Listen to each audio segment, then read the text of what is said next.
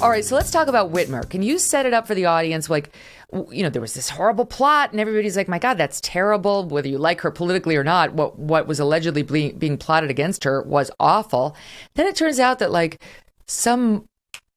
a healthy proportion of the plotters were government agents and informants and so on. And now the remaining few defendants are like, this whole thing was set up by the feds. So they're claiming entrapment. You take it from there. Yeah, absolutely. And my background is I was a state prosecutor. And I think I have to explain this first. State prosecutors, what we would do is a crime would happen. Our investigators or the local police would investigate, figure out who was responsible, and then we would prosecute them. That's like old-fashioned prosecution. Simple. In the federal system, it's a little different. Sometimes there's like, hey, there may be some criminal activity over here, and then the feds always seem to infiltrate the plot themselves, and they do it for a couple of reasons. One is it's a stronger case when you get to trial because you've got audio tapes, you've got videotapes, you've got cooperating witnesses, you've got eyewitnesses, you have direct evidence, you have circumstantial evidence, so you have a lock solid case. But on the other hand, it makes us wonder sometimes whether or not the crime would actually have gone forward without the help of the FBI and the informants and the paid informants that they use. And that's one of the problems in this case, is that you've got people who are part of this alleged plot to kidnap the governor, who were paid informants. So it was like their job was to make sure that this thing kept going forward, because the more it went forward, the more they would get paid. And that's one problem that I have with the whole thing. That being said, the feds are very successful at trial. We know their track record of winning, 90% of their cases that go to trial. Most of them don't. And if they have a bad case, they'll plead it out or just dismiss it outright because they hate to lose more than state prosecutors like me. But in this case, the problem you have is that who is actually leading all of this? And the defense is saying, it's not really being led by the defendants who are at trial. It's really being led by these informants. And you've got FBI agents who have infiltrated it as well. So you get this argument that, is this really a crime? Did they really intend to kidnap Governor Whitmer? Or are they just kind of following along with these informants and agents who were actually spearheading the plot? Mm-hmm. And that's what this jury has to figure out. And the FBI is good at this, though. The FBI is really good at straddling that line between getting great information, great testimony and videos and audio tapes of this plot, of plots like this happening, and not quite crossing that line to entrapment. And once you get it in front of a jury, unless you have defendants who are like pillars of the community, have led a great life up until this point, present themselves very well in court, and are leading very innocent lives, I think it's going to be difficult to convince a jury of the entrapment, that they are in fact the victims of the FBI agents and victims of the informants in this case. It doesn't sound like these are the most stellar, upstanding citizens you've ever found in your life. The legal test, as I understand it, is, did the government induce them to do something they would not otherwise have done?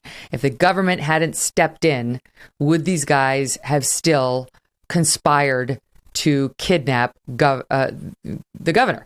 And the defendants are saying, no, it was like loose talk. We're like a couple of losers sitting around like, yeah, we're going to get her. And I like, some of the talk that they cite does sound a little crazy. I mean, it's like, we're going to get like a Black Hawk helicopter. We're going to do like stuff that they could never do. And I think that does help the defendants argue this wasn't real. This was a bunch of nonsense, fired up over and over by the informants. We just didn't like her. But at no point were we actually going to get a Black Hawk helicopter and go kidnap the woman. Right. So the question is, how much evidence is there of them taking some sort of a step, right? Like doing something that makes it a little more real than a bunch of guys who are high. That's what the defense is saying. Everybody's stoned out of their minds when they're talking about all this stuff. And that it was one of the informants who was giving them all the pot. All the drugs, right? Yeah. Exactly. So, I mean, that's problematic. And it's not the cleanest case for prosecutors. And I'm kind of surprised that it's going to trial, because A lot of times we have a case where it's kind of on that borderline, could go either way. The feds will fold and just give you a great deal and give you, a sweetheart deal that you can't walk away from. Mm-hmm. But that's not happening here. So I'm wondering what type of evidence they'll be able to produce during the course of this trial, whether they're going out and practicing, whether they're sketching things out. If there's some sort of a step like that, I think that gets the feds a lot closer because, again, we come back to the first point, which I think is the most important point. Who are these defendants? Is the jury, they're not supposed to put themselves in the shoes of the defense, but they always do, of the defendants, but they always do. And it's like, well, I wouldn't have done that. Maybe I don't like the governor either, but I never would have done that. And these guys, I don't want to give them the benefit of the doubt, right? It's not so much about reasonable doubt, it's about benefit of the doubt about what exactly is going on here. But again, the feds are going to come into court. They're going to have the direct evidence, which is the testimony of the informants who were part of all this. They're going to have recordings of it. And all of that is difficult to overcome because you've got so much to explain. Okay, really, but here's the thing. So they're not going to call the 3 special FBI agents who were publicly identified in the case, but they are going to call these other 3 guys who seem to have, I don't know, like the guys that they're calling are the ones who were informants in the case. They seem problematic to me, and whether I don't know if they're taking the stand or not, but the defense is certainly going to raise how problematic these guys are. Well, one of them was like a double agent and decided he was more aligned with the alleged bad guys than he was with the FBI and started warning them, like, get rid of that stuff. The FBI is monitoring all. So, like, their witnesses on the FBI side and the government side don't seem all that pristine. And the way that the defense was spinning it yesterday at the opening statements, they were saying, look, here's my guy. There's this guy, Fox, Adam Fox. He's one of the guys that he accepted his co-defendant Barry Croft Jr.'s call to action in April 2020. That's actually what the prosecution alleged. This guy, I think it was Croft, was a national figure in the Boogaloo movement, which believes a second civil war is coming and they want it. And that meant violence, that they wanted violence, and that Croft asked God for permission to kill and got it. Okay, so far we're not at anything criminal yet. It just sounds like crazy musings. A lot of people get weird musings from above and they don't get charged. Adam Fox, similar stuff, claimed to be anointed by God to wage war in the country, blah, blah, blah. They were going to break into her office, into her home, kidnap her at gunpoint. They would hog-tie her and take her away. It's not just talk, they said. Their actions were louder and just disturbing as their words. Because just, talk about, I could kill her, I could hog-tie her. That's not going to do it. The defense says they did not agree with anybody to kidnap the governor. There was no plan. And they say Fox, this guy Adam Fox, was basically a loser who lived in the basement of a vacuum cleaner shop.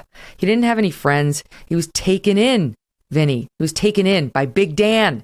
Big Dan, who ID'd himself as a militia member, but was really an FBI informant. And I think the defense plan is to make Big Dan the villain and the one who secretly pushed this whole thing. Hey, thanks so much for watching. If you like what you just saw, hit the subscribe button for more clips and full episodes.